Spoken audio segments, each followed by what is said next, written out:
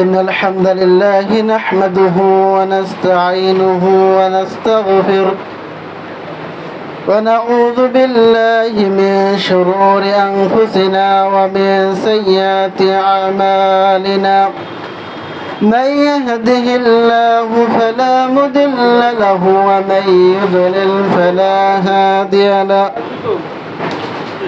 وأشهد أن لا إله إلا الله وحده لا شريك له وأشهد أن محمدا عبده ورسوله أما بعد فإن خير الحديث كتاب الله وخير الهدي هدي محمد صلى الله عليه وسلم وشر الأمور محدثاتها وكل محدثة بدعة وكل بدعة ضلالة وكل ضلالة في النار أما بعد أعوذ بالله من الشيطان الرجيم بسم الله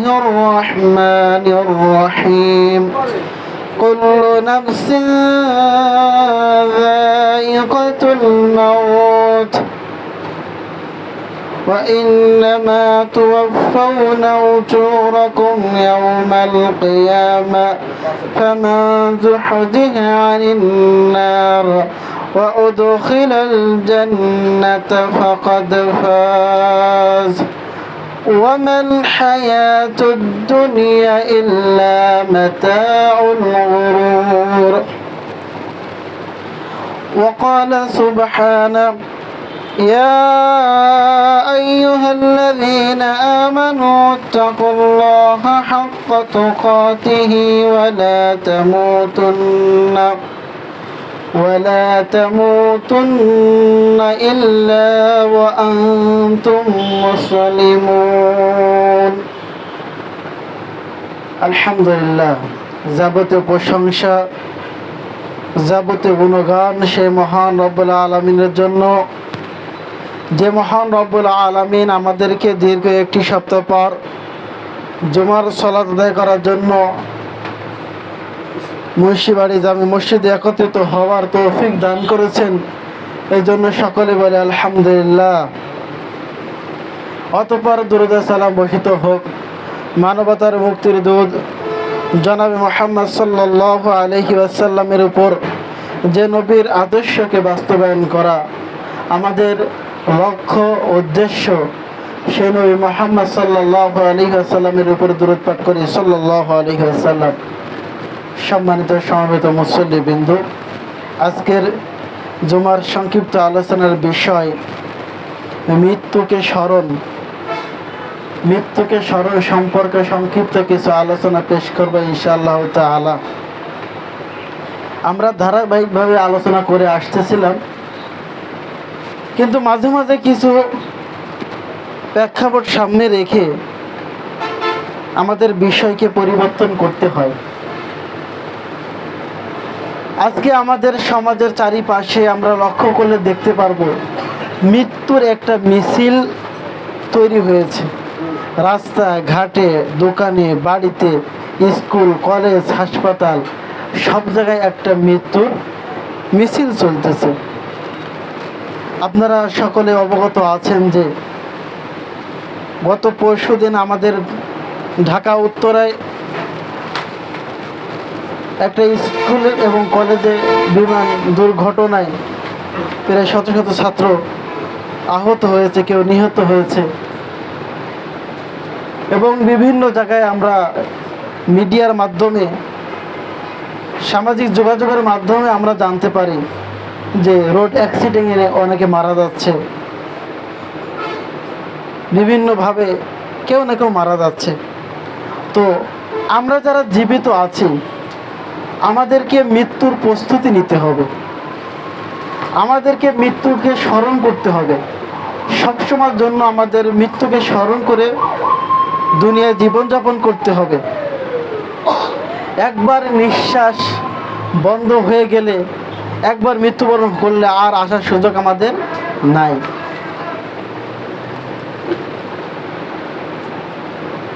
পৃথিবীতে যার যত ক্ষমতা, যার যত দাপট, যত অহংকার, যতই কিছু থাকুক না কেন, সে কিন্তু চিরদিন এই পৃথিবীতে থাকতে পারবে না, পারে নাই, আর কখনো পারা সম্ভব নয়।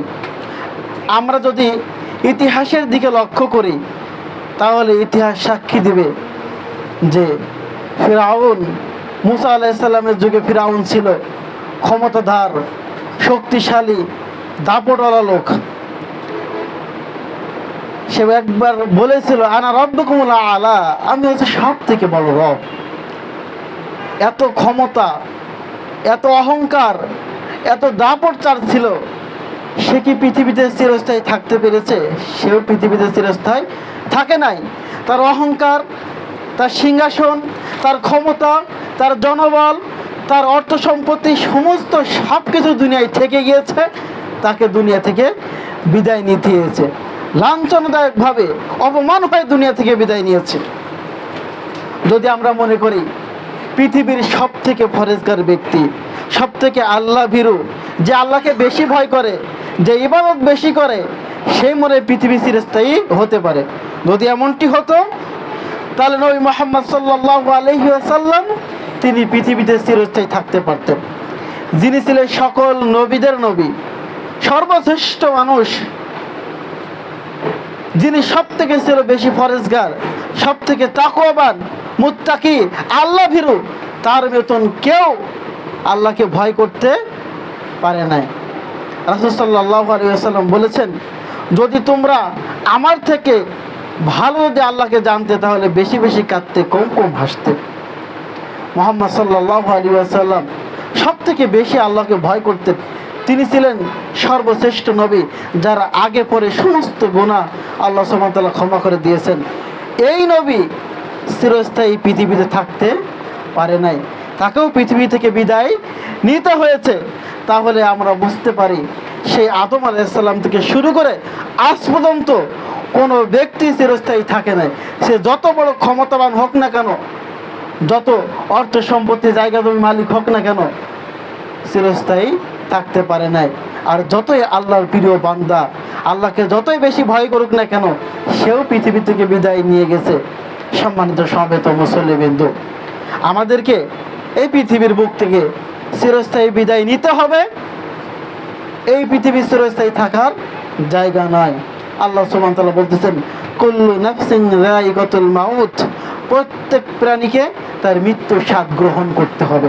প্রত্যেক প্রাণীকে, যার প্রাণ আছে তাকে অবশ্যই অবশ্যই একদিন না একদিন মৃত্যুবরণ করতেই হবে, পৃথিবীতে থাকতে পারবে না। ওয়া ইন্নামা তুওয়াফাউনা উজুরাকুম ইয়াওমাল কিয়ামা, আর আল্লাহ সুবহানাহু ওয়া তাআলা বলতেছেন, মৃত্যু শেষ নয়, তাদেরকে কিয়ামতের দিন পরিপূর্ণ বদলা দেওয়া হবে, পরিপূর্ণ বদলা দিয়ে দেওয়া হবে। পৃথিবীর বুক থেকে যতটা আমল করে গিয়েছে, সেটা সৎ হোক আর অসৎ হোক, ভালো খারাপ যেটাই করুক না কেন, তার পরিপূর্ণ বদলা দেওয়া হবে।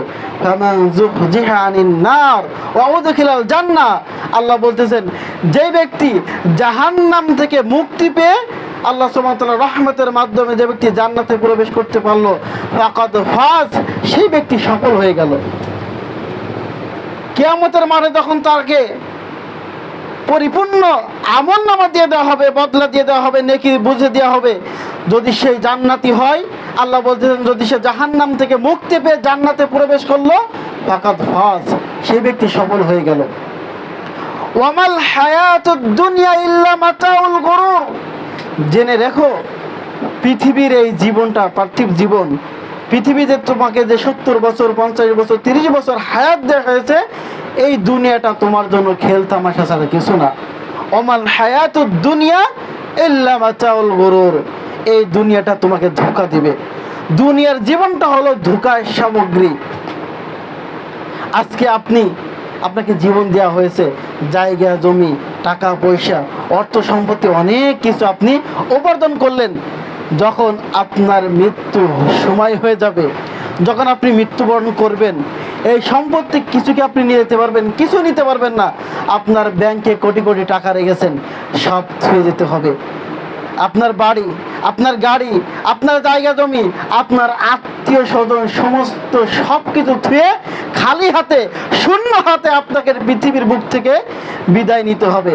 আজ পর্যন্ত কেউ কোনো কিছু নিয়ে যেতে পারে নাই। একমাত্র 3টি সাদা কাপড়ের প্যাকেট হয়ে আপনাকে দুনিয়া থেকে বিদায় নিতে হবে। 3টি সাদা কাপড় ছাড়া আপনাকে আর কিছু দেয়া হবে না। রাসূল সাল্লাল্লাহু আলাইহি ওয়াসাল্লাম বলেন যে একজন মৃত ব্যক্তিকে অনুসরণ করে 3টি জিনিস দেয়, 2টি জিনিস ফিরে আসে আর একটা জিনিস অবশিষ্ট থেকে যায়। 3টি জিনিস হলো, 1 হলো তার সম্পদ, 2 হলো তার আত্মীয় স্বজন পাড়া প্রতিবেশী, 3 হলো তার আমল। 2টি জিনিস ফিরে আসে, একটি জিনিস অবশিষ্ট থেকে যায়। 2টি জিনিস কি ফিরে আসে? তার অর্থ সম্পত্তি যেটা যার সাথে ওটা ফিরে আসে। দ্বিতীয় হলো তার আত্মীয় স্বজন যারা যায় তারা ফিরে আসে, আর অবশিষ্ট থেকে যায় যা সে আমল করে গিয়েছে। আপনি যখন মৃত্যুবরণ করবেন, আপনার সাথে আপনার আমলগুলো যাবে। আপনার একটা খাটিয়া যাবে, মসজিদের উপরে একটা চাদর যাবে, সাথে আরও আত্মীয় স্বজন যাবে। আত্মীয় স্বজনরা আপনাকে মাটির নিচে দাফন করে চলে আসবে। খাটিয়াটা, চাদরটা চলে আসবে, আপনাকে 3টি কাপড়ে কাফন করে সেই মাটির নিচে আপনাকে দাফন করে চলে আসবে। শুধুমাত্র আপনার সাথে অবশিষ্ট থাকবে আপনি দুনিয়ার উপরে যে আমলটা করে গিয়েছেন সেটাই আপনার জন্য অবশিষ্ট থাকবে, আর কিছু অবশিষ্ট থাকবে না। সম্মানিত সমবেত মুসল্লিবৃন্দ, তাহলে এই দুনিয়ার জীবনটা আপনাকে ধোঁকা দিল না? আপনাকে ধোঁকা দিল, আর এই ধোঁকার পিছনেই আমরা রাত দিন 24 ঘন্টা খাটতেছি। পরকালকে ভুলে গেছি, মৃত্যুকে ভুলে গেছি, মৃত্যুকে স্মরণ করতে আমরা ভুলে গেছি, মৃত্যুকে আমরা স্মরণ করি না। আমরা সবসময়, আমরা তো সবাই এটা স্মরণ করি যে আমাকে মৃত্যুবরণ করতে হবে, আমি একদিন মারা যাব। এটা সবাই বিশ্বাস করে না? সবাই বিশ্বাস করে, সবাই স্মরণও রাখে। হ্যাঁ, যে আমি রাস্তায় বের হয়েছি, রোড অ্যাক্সিডেন্ট করে মৃত্যুবরণ করতে পারি, আমার বয়স হয়েছে, আমি মৃত্যুবরণ করতে পারি। কিন্তু তারপরেও মানুষ সতর্ক হচ্ছে না। নিজ হাতে একজন ব্যক্তিকে গোসল করাচ্ছে, কাফন পরাচ্ছে, মাটির নিচে দাফন করে বাড়িতে চলে আসে, আবার সে অন্যায় কাজে লিপ্ত হচ্ছে। সে মানুষ, তার সামনে শত শত মানুষ বিদায় নিচ্ছে, তারপরে সে আল্লাহকে স্মরণ করতে পারতেছে না। তার দাদা গেছে, বাবা গেছে, দাদি, নানি, পাড়া প্রতিবেশী সবাই বিদায় নিয়ে চলে গেছে। সে বিশ্বাস করে, সেও জানে আমাকে এইভাবে বিদায় নিতে হবে। তারা গেছে আর ফিরে আসে না, আমাকেও একদিন এই কবরে যেতে হবে, আমিও ফিরে আসতে পারবো না। কিন্তু মানুষ তারপরে মৃত্যুকে স্মরণ করতে পারে না। একটা গল্প বলে আপনাদের একটু বোঝানোর চেষ্টা করি যে একজন বাদশা, রাজা, তার ইচ্ছা হলো আমি আল্লাহর ওলি হব। আল্লাহর ওলি হওয়ার খুব ইচ্ছা হয়েছে। তখন তিনি তার সমস্ত সদস্যকে ডেকে বলল, আমি আল্লাহর ওলি হতে চাই, কিভাবে আল্লাহর ওলি হওয়া যায়? তখন একজন বলল যে আমাদের সমাজে একজন হুজুর আছে যে আল্লাহর ওলি, তাকে ডেকে নিয়ে আসা হোক, সে বলতে পারবে আপনি কিভাবে আল্লাহর ওলি হতে পারেন। তাকে ডেকে আনা হলো। আনার পরে বলা হলো যে হুজুর, আপনি বলেন তো আমি কিভাবে আল্লাহর ওলি হতে পারি? তা বলতেছে, আপনি দিনে কমপক্ষে 100 বার হলেও মৃত্যুকে স্মরণ করবেন। মৃত্যুকে স্মরণ করতে পারলে আপনি আল্লাহর ওলি হতে পারবেন। তিনি খুশি হয়ে সেই হুজুরকে কিছু হাদিয়া দিয়ে বিদায় করে দিলেন।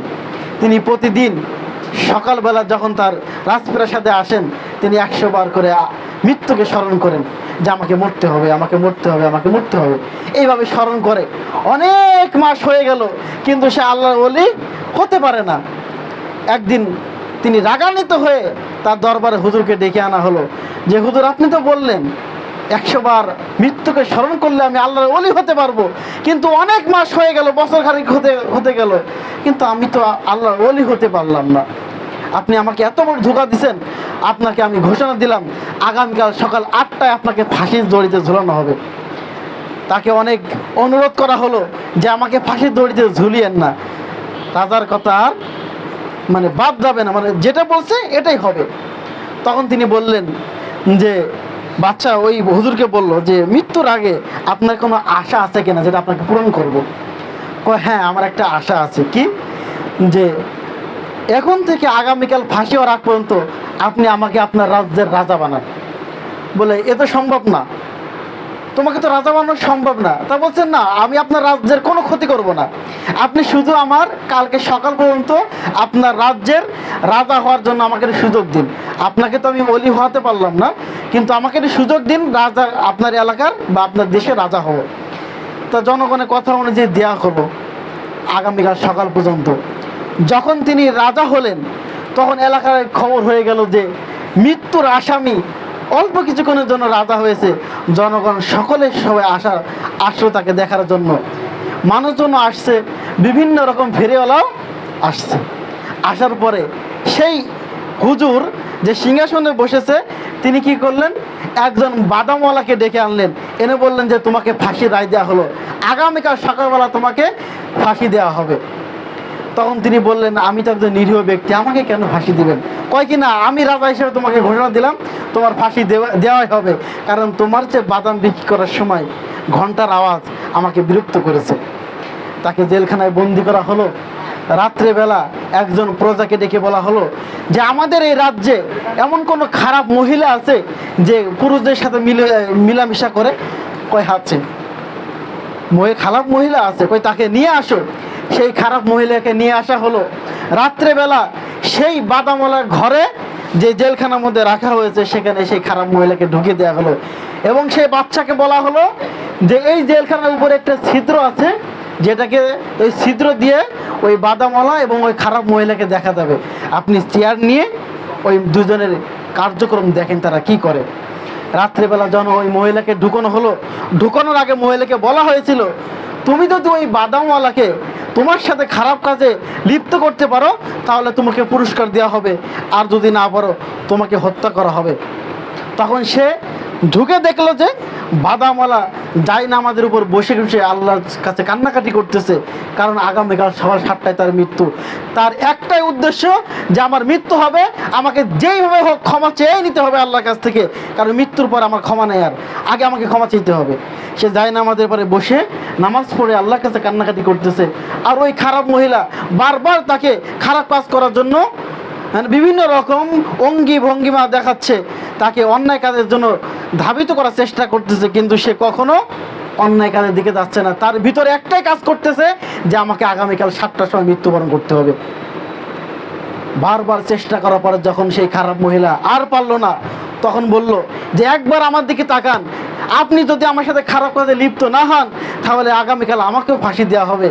তখন সেই বাদামওয়ালা বলল দেখো, তোমার সাথে যদি আমি খারাপ কাজে লিপ্ত হই তাহলে মৃত্যুর পরে আল্লাহ সুবহানাহু ওয়া তাআলা আমাকে এই শাস্তির জন্য, এই জিনা করার জন্য আমাকে জাহান্নামে চিরকাল থাকা লাগবে। আমি দুনিয়ায় ফাঁসি হয়ে যাই, আমি চাই না তোমার সাথে খারাপ কাজে লিপ্ত হয়ে আবার পরকালে যে আমি পরকাল হারাই। আমি দুনিয়া থেকেই আমি পরকাল অর্জন করতে চাই, আল্লাহর কাছে ক্ষমা চাইতে চাই। তখন সে বলল যে আমি যদি তোমার সাথে খারাপ কাজে লিপ্ত না হয়, মহিলা বলল, তাহলে তো আমাকে ফাঁসি দেওয়া হবে। কয়েকিতে যদি ফাঁসি তোমাকে দেওয়া হয় তাহলে তুমি আল্লাহর কাছে ক্ষমা চেয়ে নাও, তুমি ফাঁসি দিলে তুমি জান্নাতে চলে যাবা, কারণ আল্লাহ তোমাকে সমস্ত পাপ ক্ষমা করে দেবে।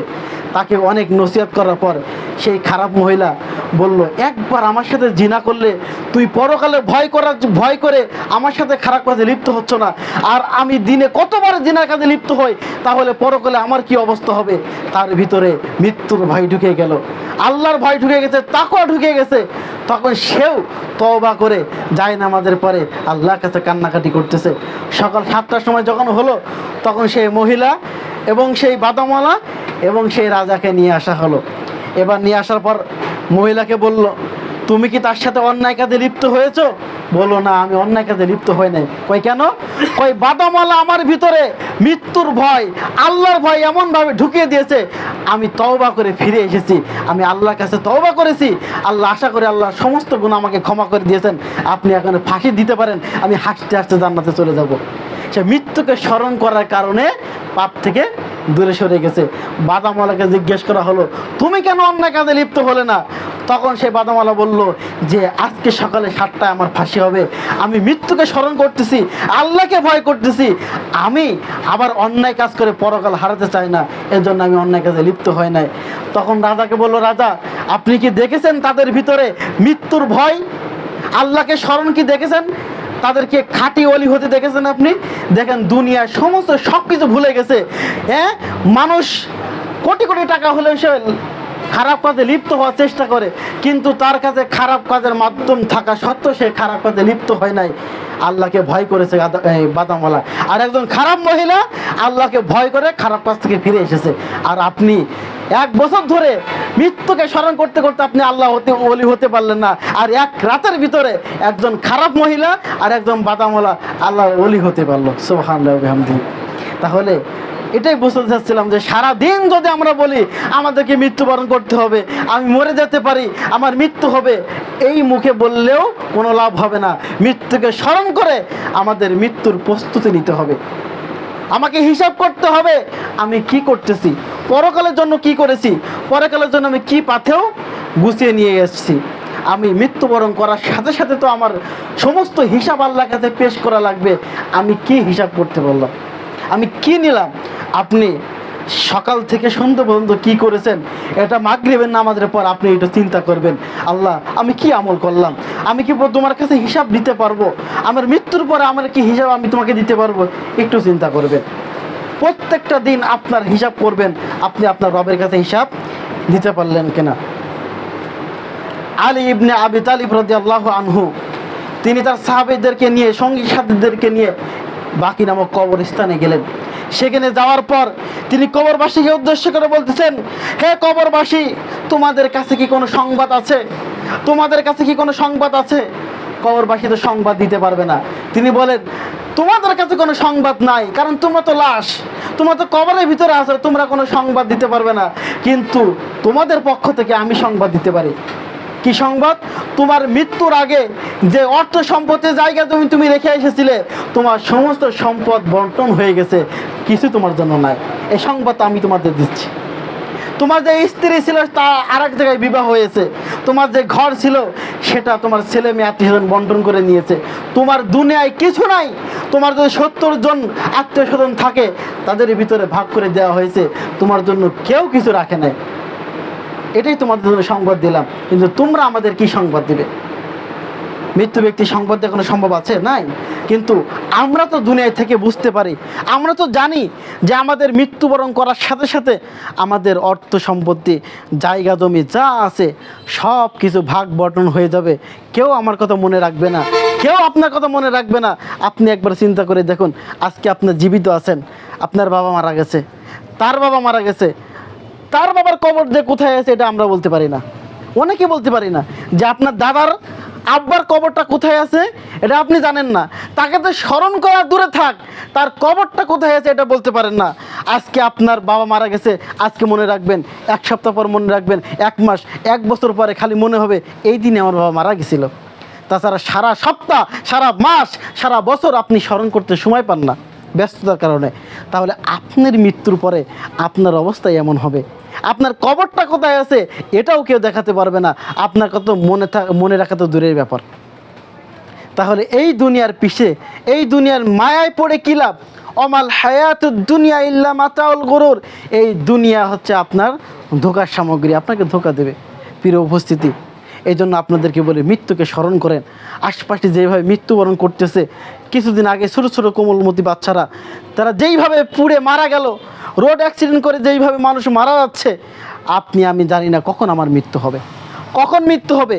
এই জন্য আপনাদেরকে আমি উদাত্ত আহ্বান জানাবো, সব সময়ের জন্য মৃত্যুর জন্য প্রস্তুত থাকুন, সব সময়ের জন্য। এখনই তওবা করুন আল্লাহর কাছে, এখনই আল্লাহর কাছে তওবা করে নিন, আপনার সমস্ত পাপের ব্যাপারে আল্লাহর কাছে তওবা করুন। এবং যখন বাড়ি থেকে বের হবেন তখন বলবেন, বিসমিল্লাহি তাওয়াক্কালতু আলাল্লাহি লা হাওলা ওয়ালা কুওয়াতা ইল্লা বিল্লাহ। আল্লাহর নাম নিয়ে বের হন, যে আল্লাহ আমি তোমার নাম নিয়ে বাড়ি থেকে বেরোচ্ছি এবং তোমার কাছে আমার জীবনকে সঁপে দিলাম, তুমি ছাড়া শক্তি সামর্থ্য কেউ নাই। এই দোয়া পড়ে বাড়ি থেকে যদি বের হন তাহলে আপনার জিম্মেদারি আল্লাহ সুবহানাহু ওয়া তাআলা নিয়ে নেবেন। সুবহানাল্লাহি ওয়া বিহামদিহি। বাড়ি থেকে দোয়া পড়ে বের হন, আপনি রোড অ্যাক্সিডেন্ট করে মারা যেতে পারেন। আমি নিজের কথা বলি, আমি যখন বাড়ি থেকে বের হই তখন আমি উজু করে বের হই এবং দোয়া পড়ে বের হই। জানি না আসার সময় আমি রোড অ্যাক্সিডেন্ট করে মারা যায় কিনা, জানি না আমার রাস্তায় মৃত্যু হয় কিনা।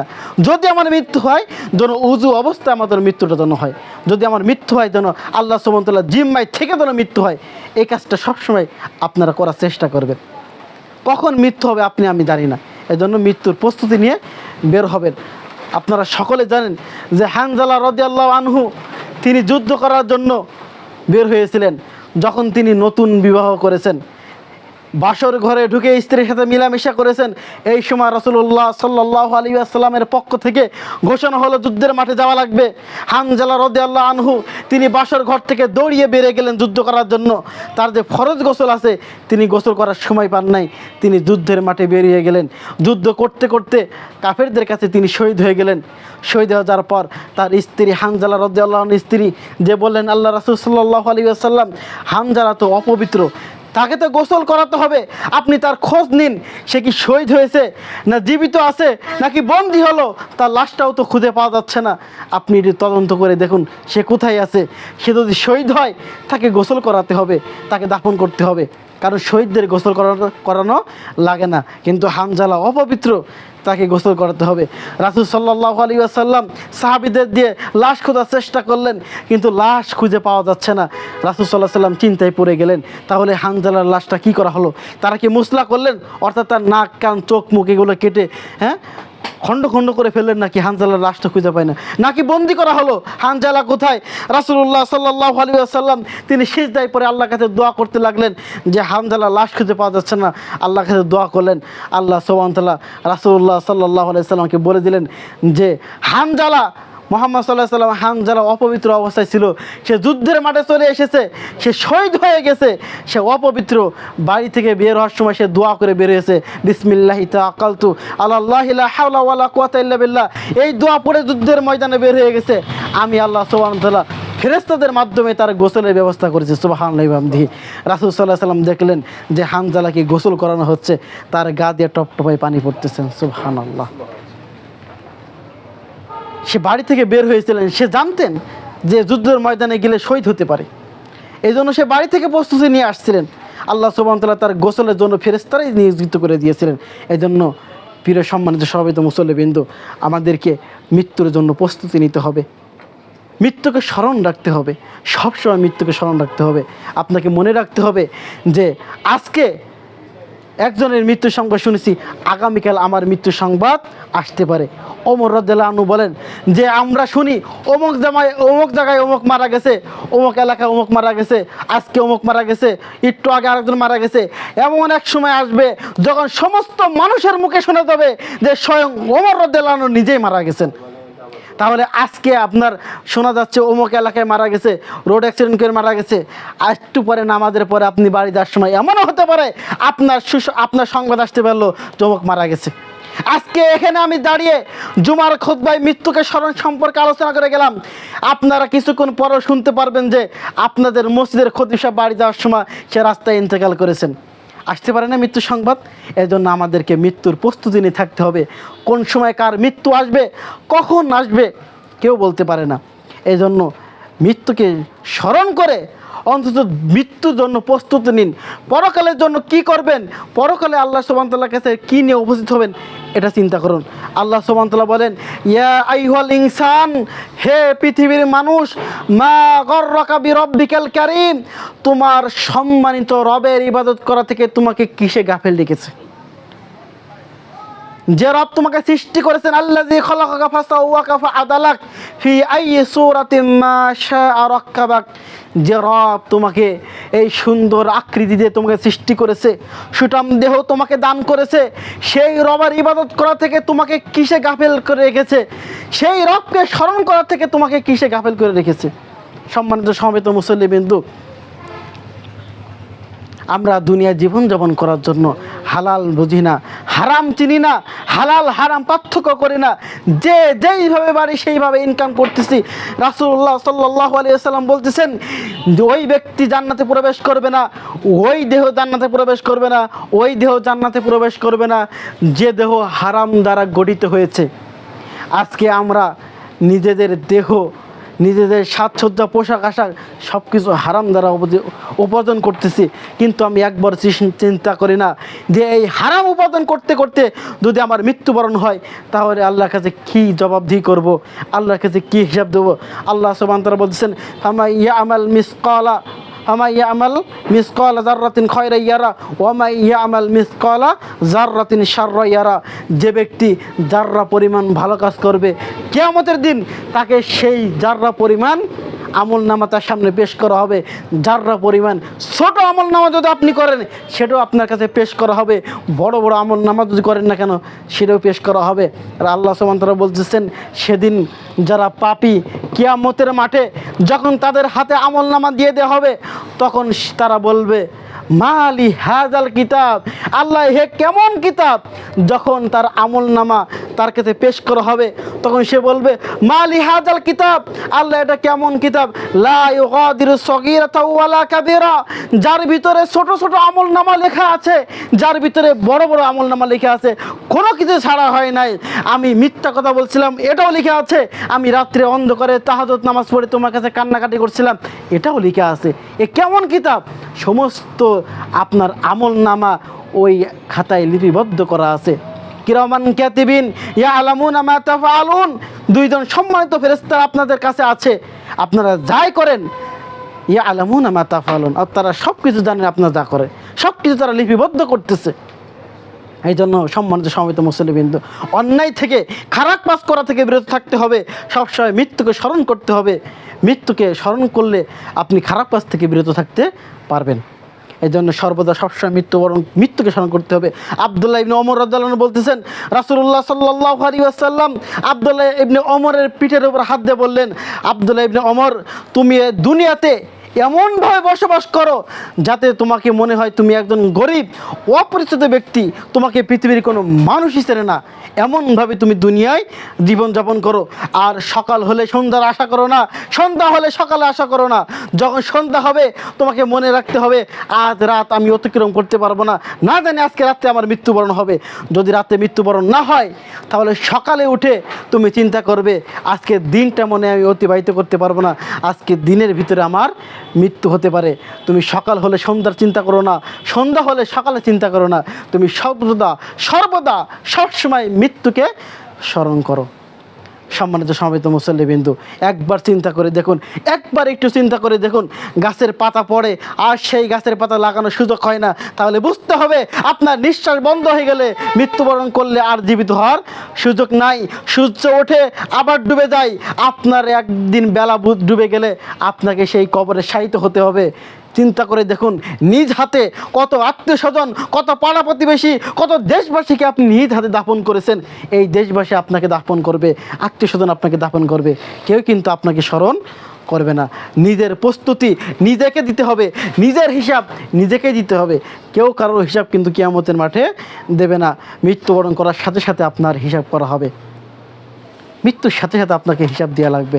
আপনি একবার চিন্তা করুন যাদেরকে আপনি সবথেকে বেশি ভালোবাসতেন, যে সন্তানকে সবথেকে বেশি ভালোবাসতেন, নিজে না খেয়ে তাকে খাওয়াতেন, যে সন্তানকে সবচেয়ে বেশি ভালোবাসেন, যে ভাইকে সবচেয়ে বেশি ভালোবাসেন, তাকে লালিত পালিত করে বড় করেছেন, যে পিতাকে আপনি সবচেয়ে ভালোবাসেন, যে পিতা আপনাকে সবচেয়ে বেশি ভালোবাসে, যখনই আপনি মৃত্যুবরণ করবেন, যখনই আপনি চোখ বন্ধ হয়ে গেছে, আপনার নিঃশ্বাস বন্ধ হয়ে গেছে, সাথে সাথে আপনার শরীরের যত দামি দামি পোশাক আছে সমস্ত সব কিছু খুলে একেবারে আপনাকে উলঙ্গ করে একটা চাদর দিয়ে ঢেকে দেবে। আপনি যে দামি খাটের উপর ছিলেন, আপনার সেই আত্মীয় স্বজন দামি খাট থেকে, দামি বাড়ি থেকে আপনাকে বের করে উঠানে রেখে দেবে। গোসল করাবে। গোসল করানোর পর আপনাকে মাত্র তিনটি কাপড় দিয়ে আপনাকে কাপন করে একটা চকলেট যেইভাবে মুড়ানো হয় এইভাবে মুড়ে আপনার আত্মীয় স্বজন, সব থেকে বড় শত্রু যে আপনার, সেও আপনার জানাজা শরীক হবে। আপনার লাশটা ঘাড়ে করে নিয়ে সেই কবরের দিকে চলে যাবে। যখন আপনি বলবেন তোমরা কোথায় নিয়ে যাচ্ছ, আমাকে কোথায় নিয়ে যাচ্ছ, আমি ওই অন্ধকার কবরে থাকতে পারবো না, আমার তো ভয় লাগে, আমাকে ওই কবরে নিয়ে যেও না, কেউ আপনার কথা শুনবে না, কেউ শুনবে না। সকলেই আপনাকে কবরে নিয়ে যাবে, সকলেই জোর করে নিয়ে যে আপনার কবরের ভিতরে আপনাকে যখন দাফন করা হবে, যখন আপনার কাপড় খুলে দিয়ে যখন আস্তে আস্তে করে বাঁশ দেওয়া হবে, যদি আপনি বলেন বাঁশ দিও না আমার ভয় লাগবে, আস্তে আস্তে বাঁশ দিয়ে আপনার কবরটা অন্ধকার করে দেবে, মাটি দেবে, সকলে চারিপাশ থেকে মাটি দেবে, সকলে এক মুঠ করে মাটি দেওয়ার চেষ্টা করবে। আপনি 100 বার যদি 1000 বার চিৎকার করেন এই কবরের মধ্যে আমাকে রেখে যেও না, দেখবেন আস্তে আস্তে কবরের মধ্যে মাটি পড়তেছে, আস্তে আস্তে কবর বন্ধ হয়ে গেল, অন্ধকার হয়ে গেছে। সকলে এমনভাবে মাটি চাপা দিয়ে দিয়েছে যেন আপনি জীবিত হলেও যেন উঠতে না পারেন, এমনভাবে আপনাকে কবরের ভিতরে শায়িত করে আসবে। সকলে কবর থেকে চলে আসার পর আপনার মুনকার নাকি দুজন ফেরেশতা এসে আপনাকে প্রশ্ন করা শুরু করবে, মান রব্বুকা ওমান দিনুকা ওমান নাবিয়ুকা। এই 3টি প্রশ্ন যদি আপনি মুমিন হন তাহলে আপনি সুন্দরভাবে দিতে পারবেন, না হলে দিতে পারবেন না। সকলেই আপনাকে দাফন করে চলে আসবে। 1000 বার চিৎকার করেন, কেউ আপনার চিৎকার শুনতে পারবে না। আপনার যারা চলে আসবে তাদের পায়ের আওয়াজ আপনি শুনতে পারবেন, কিন্তু আপনার চিৎকার কেউ শুনতে পারবে না। রাসূলুল্লাহ সাল্লাল্লাহু আলাইহি সাল্লাম বলতেছেন, কবরবাসীর চিৎকার একমাত্র পশু পাখি ছাড়া, জিন জাতি আর মানব জাতি ছাড়া সকলে শুনতে পারে। যদি জিন আর মানুষ জাতি যদি কবরের শাস্তি, কবরে আত্মনা শুনতে পারতো, তাহলে কেউ মাটিতে দাফন করতে চাইতো না। সম্মানিত সমাবেত মুসল্লিবৃন্দ, এই জন্য আপনাদেরকে সতর্ক করে আপনাদেরকে উদাত্ত আহ্বান জানাই, এখনও সময় আছে। নিঃশ্বাস বন্ধ হওয়ার আগে তওবা করেন, দিনের পথে ফিরে আসেন, রবের দিকে ফিরে আসেন, দিনের দিকে ফিরে আসেন, সালাতের দিকে ফিরে আসেন। মৃত্যুকে স্মরণ করেন যে আপনাকে মৃত্যুবরণ করতেই হবে, মৃত্যু আপনাকে করতে হবে। আপনি মৃত্যু থেকে পলায়ন করতে পারেন, কিন্তু মৃত্যু আপনাকে ছাড়বে না। যেখানে পলায়ন করেন না কেন সেখানে মৃত্যুবরণ আপনাকে ধরবে। আল্লাহ সুবহানাহু ওয়া তাআলা বলতেছেন, ইয়া আইয়ুহাল্লাযীনা আমানু, হে পৃথিবীর মানুষ, উত্তাকুল্লাহ, তোমরা আল্লাহকে ভয় করো, হাক্কা তুকাতিহি, যথাযথভাবে আল্লাহকে যেইভাবে ভয় করার দরকার ওইভাবে ভয় করো। ইয়া আইয়ুহাল্লাযীনা আমানু ইত্তাকুল্লাহা হাক্কা তুকাতিহি ওয়া লা তামুতুন্না ইল্লা ওয়া আনতুম মুসলিমুন। আর তোমরা মুসলমান না হয়ে, মুত্তাকিন না হয়ে মৃত্যুবরণ করো না। সম্মানিত সমাবেত মুসল্লিবৃন্দ, পরিশেষে আপনাদেরকে আহ্বান জানাবো, মৃত্যুকে স্মরণ করবেন যে আমাকে মৃত্যুবরণ করতে হবে। শুধু এটা না, মৃত্যুকে স্মরণ করে রবকে ভয় করতে হবে, তার পাপকে ভয় করতে হবে, যত অন্যায় কাজ আছে এ থেকে বিরত থাকতে হবে, এবং সালাত আদায় করতে হবে, আল্লাহর কাছে ক্ষমা চাইতে হবে, ইস্তিগফার করতে হবে। আল্লাহ সুবহানাহু ওয়া তাআলা আমাদেরকে বোঝার তৌফিক দান করুক। আল্লাহুম্মা আমিন।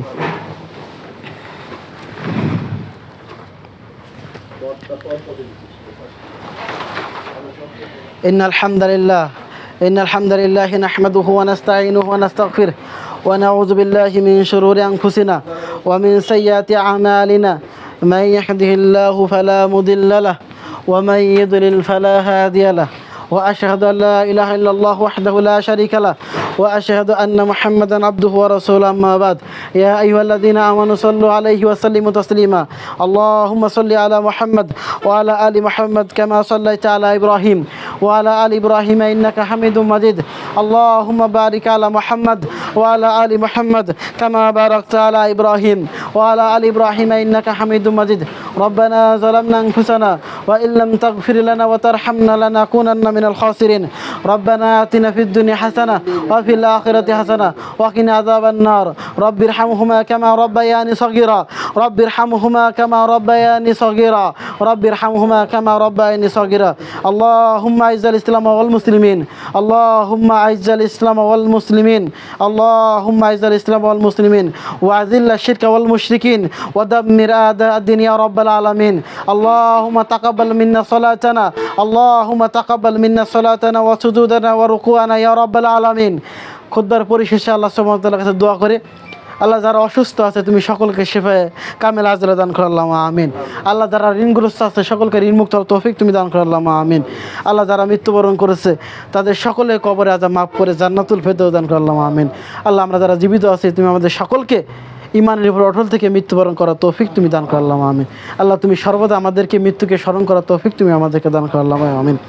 আল্লাহ কিছুদিন আগে যে শিশুরা মৃত্যুবরণ করেছে আগুনে পুড়ে, আল্লাহ তুমি সকলকে শহীদের মর্যাদা দান করো আল্লাহ আমিন। আল্লাহ যারা অসুস্থ আছে যে শিশুগুলো, তাদেরকে তুমি খুব দ্রুত আরোগ্য দান করে দাও আল্লাহ আমিন। আল্লাহ তারা যেন পরিপূর্ণ সুস্থ হয়ে বাড়ি ফিরে যেতে পারে, সেই তৌফিক তুমি আল্লাহ দান করো আল্লাহ। পৃথিবীতে যে যেখানে আছে তুমি সকলকে হেফাজত রাখো আল্লাহ আমিন। আল্লাহ যারা পৃথিবী যে যেখানে অসুস্থ আছে তাদেরকে সকলে তুমি শিফায়ে কামেলা আজরা দান করো আল্লাহ আমিন। আল্লাহ যারা রোড অ্যাক্সিডেন্ট করে সব বিভিন্নভাবে মৃত্যুবরণ যারা করেছে, তাদের ক্ষমা করে তাদের কবরে আযাব মাফ করে জান্নাত দান করো আল্লাহ আমিন। সুবহানাকাল্লাহুম্মা ওয়া বিহামদিকা আশহাদু আল্লা ইলাহা ইল্লা আনতা আস্তাগফিরুকা ওয়া আতুবু ইলাইহি। কুমু লিস-সালাতি কাতা সুজা করে নি দিয়ে দেন আমার লাগবে না, দিয়ে দেন। না, এটা মোস মাছ